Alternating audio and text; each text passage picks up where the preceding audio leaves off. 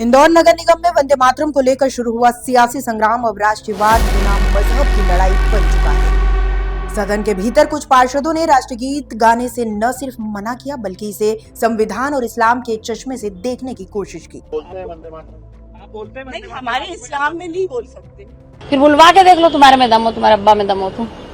इस विवाद पर अब पूर्व कैबिनेट मंत्री उषा ठाकुर ने मोर्चा खोल दिया है। उन्होंने दो टूक कहा है कि यह लोकतंत्र का दुर्भाग्य है कि चुने हुए प्रतिनिधि ही संविधान को चुनौती दे रहे हैं।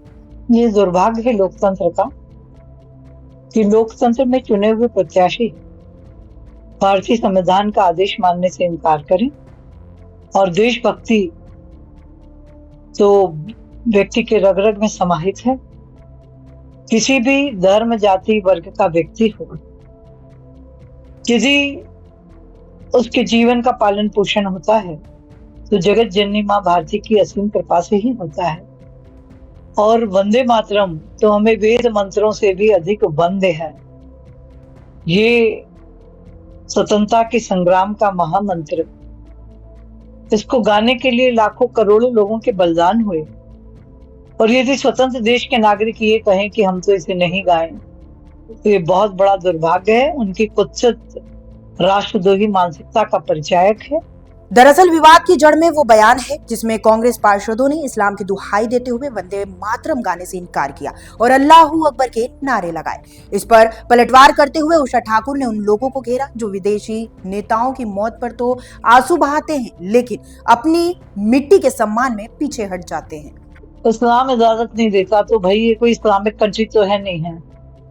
ये तो भारत स्वतंत्र एक देश है जो संविधान के सिद्धांतों पर चलता है और संविधान से ऊपर कोई नहीं होता। संविधान राष्ट्र की आत्मा है, उसकी आज्ञा का पालन हर नागरिक की अनिवार्य जिम्मेदारी। ठाकुर ने साफ किया है कि अब भारत बदल चुका है। उन्होंने केंद्र सरकार और गृह मंत्री का आभार जताते हुए अनिवार्य वंदे मातरम की वकालत की। गृह मंत्री जी का कोटि कोटि धन्यवाद करते हैं कि आजादी के इतने सालों बाद अभी उन्होंने 150वां वर्ष जब हुआ वंदे मातरम का तो वंदे मातरम सभी के लिए अनिवार्य किया और 2 बंद वाला भी नहीं, पूरे 5 बंद वाला वंदे मातरम। और जो इसे ना गाए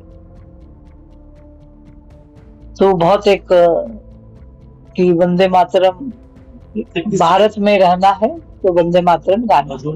उषा ठाकुर के इस कड़े रुख ने साफ कर दिया है कि भाजपा अब इस मुद्दे पर पीछे हटने वाली नहीं है।